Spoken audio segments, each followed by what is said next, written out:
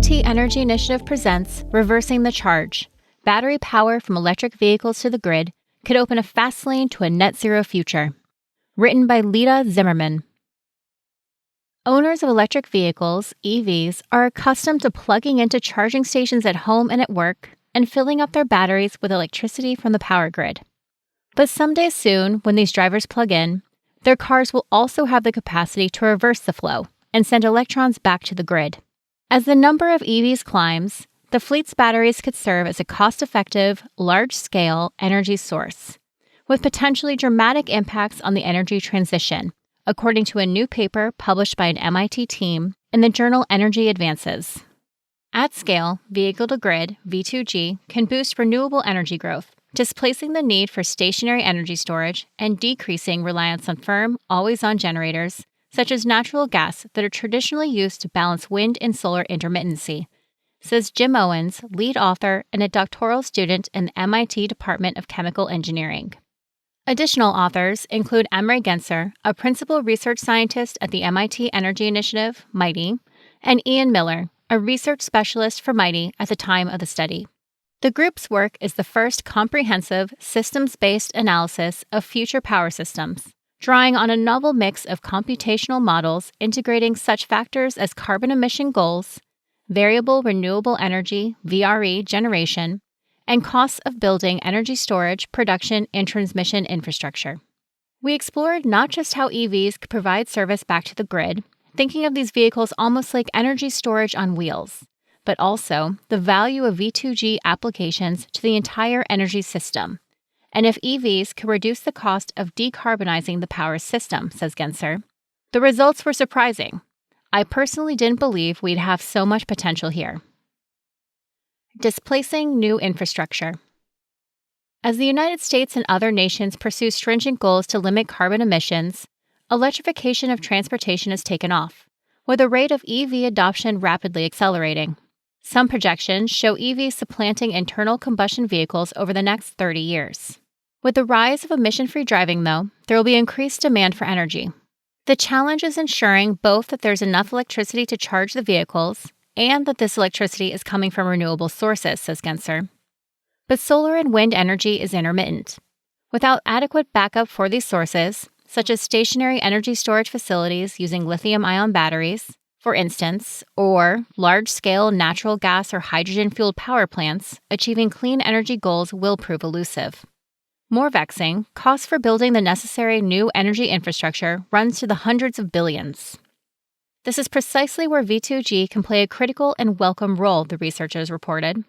In their case study of a theoretical New England power system meeting strict carbon constraints, for instance, the team found that participation from just 13.9% of the region's 8 million light-duty passenger EVs displaced 14.7 gigawatts of stationary energy storage. This added up to $700 million in savings, the anticipated cost of building new storage capacity. Their paper also described the role EV batteries could play at times of peak demand, such as hot summer days. V2G technology has the ability to inject electricity back into the system to cover these episodes, so we don't need to install or invest in additional natural gas turbines, says Owens. The way that EVs and V2G can influence the future of our power systems is one of the most exciting and novel aspects of our study. Modeling power.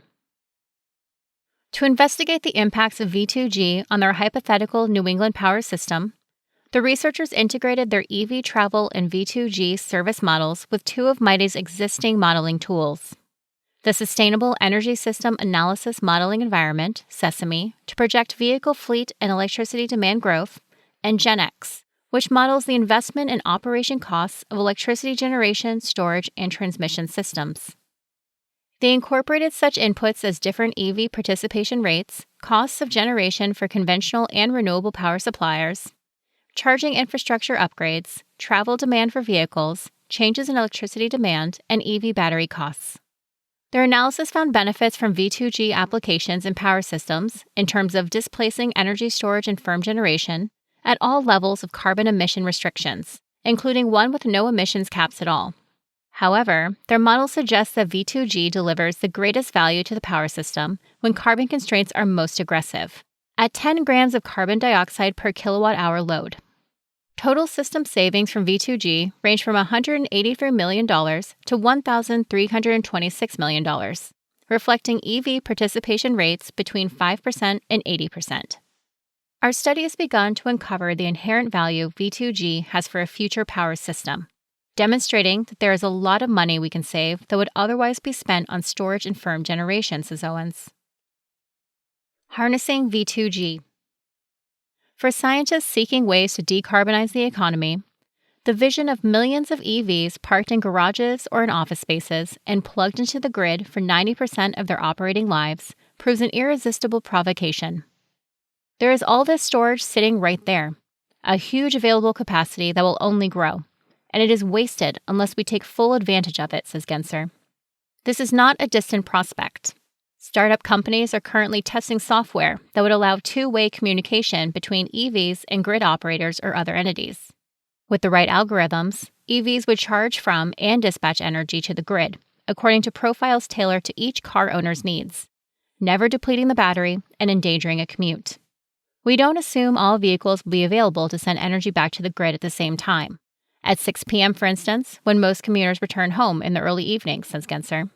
He believes that the vastly varied schedules of EV drivers will make enough battery power available to cover spikes in electricity use over an average 24-hour period. And there are other potential sources of battery power down the road, such as electric school buses that are employed only for short stints during the day and then sit idle.